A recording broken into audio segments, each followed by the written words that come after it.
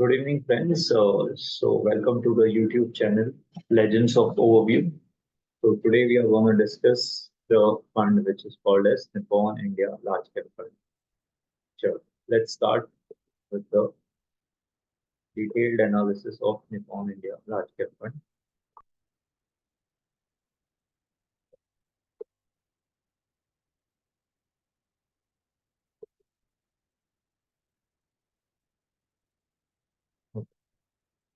So, we will figure out different parameters to overview Nippon India Large Cap Fund.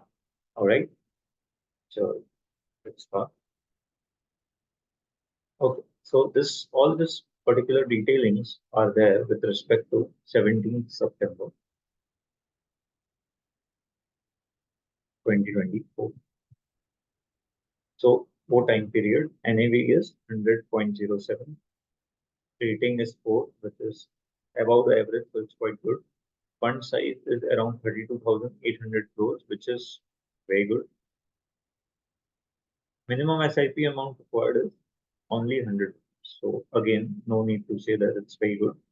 Expense ratio is 0.68%. Generally, expense ratio 1% तक भी जाता है, तो 0.68 is nominal. और ऐसा नहीं है एक्सपेंस रेशियो में कि आपका पूरा एक साथ ही कटता है, वो एनएवी में एडजस्ट होके आपका एक्सपेंस रेशियो जो है एडजस्ट हो जाता है. तो ऐसा मत समझना कि अगर आप 1 लाख रुपए डालोगे तो उसका 0.68 डायरेक्ट कट हो जाएगा, वैसा नहीं. वो एनएवी से एडजस्ट होके फिर वो आएगा. एग्जिट लोड जो है वो है 1% if it is getting redeemed within the 7 days. So again, a very good thing because आप म्यूचुअल फंड स्टॉक के जैसा तो नहीं है कि आप 7 दिन में निकाल लोगे उसको, तो 7 days तो एनीवेज यू गोना वेट. तो आई थिंक इसका जो एग्जिट लोड है is also very good. So now let's move to other things. Okay, so we have portfolio में क्या है अपने पास निपॉन इंडिया लार्ज कैप में. So if we see it's HDFC Bank, which is around 9.81%. Reliance is 7.74, ITC 5.43, ICICI is 5.1, SBI is around 4.9, Axis is 4.28, 4.24 is Infosys, L&T is 3.24, then we have Tata Power 3.21%, and Bajaj Finance 2.87. So if you see, all these companies are the part of Nifty 50 itself. तो अच्छा खासा stock का portfolio बनाया है Nippon India large cap. Apart from Tata Power, all others are from Nifty 50 and all are blue chip companies. So if you see the main stocks which are holding Nippon India are very good, और उनका जो growth structure है वो high दिख रहा है, highly potential दिख रहा है in the coming future. So yes, the portfolio is quite positive and very healthy, we can to see the list. Now let's move on to the sectors which are getting involved in Nippon India large cap. So finance sector में कितना percentage portfolio है? 32.8%.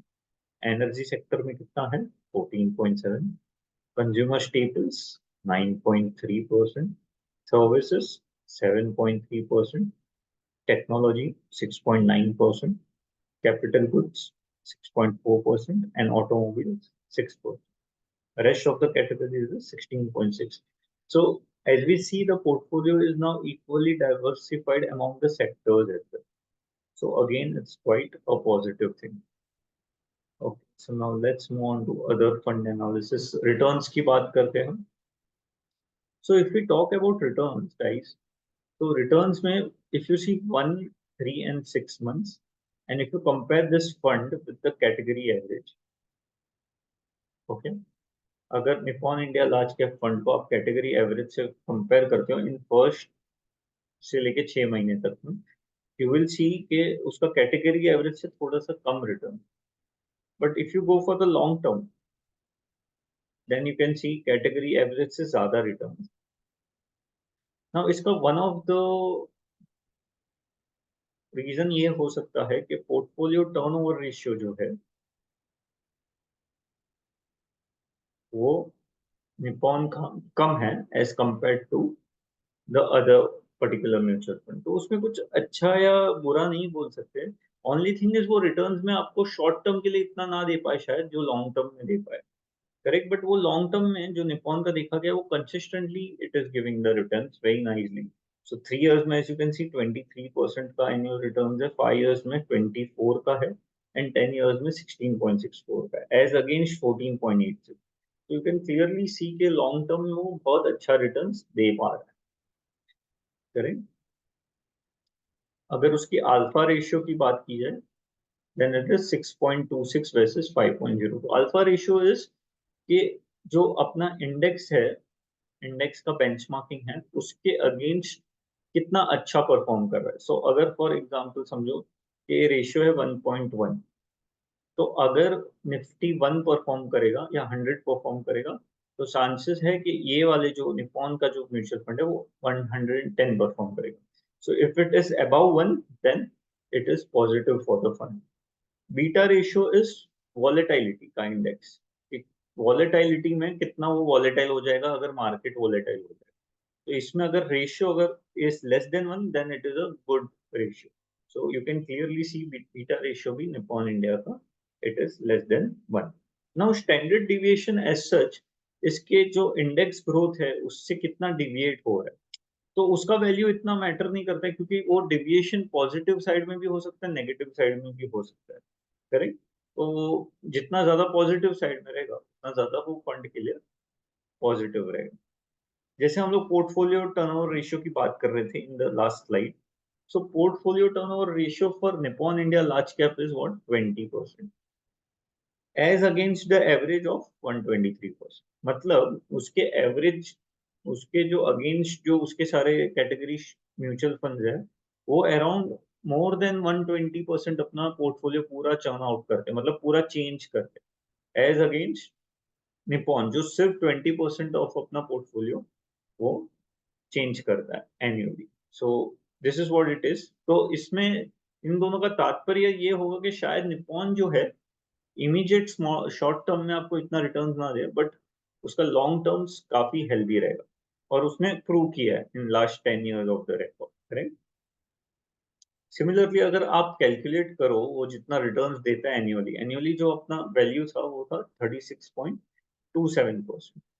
तो 1 year में आपका अगर आप 1 लाख रुपया लगाते हो इट बिकम्स 1,36,270।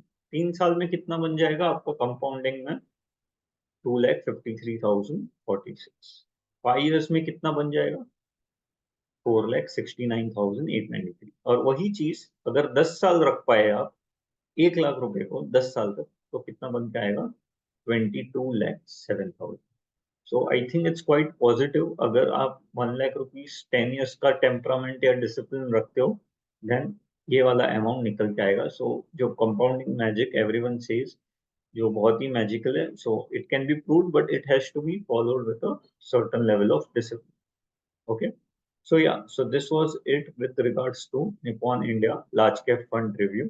आप बताना कि आपको कैसा लगा overview of Nippon India large cap, and do put on comments कि आपको क्या जानना चाहिए और क्या आपको इसमें क्वेरी है या क्या आपको क्लियरिंग चाहिए। और कुछ वीडियोस में अगर आपको कुछ ऐड करना है, डिलीट करना है, to put it out on comments, और लाइक और सब्सक्राइब जरूर कीजिएगा चैनल को। Thank you.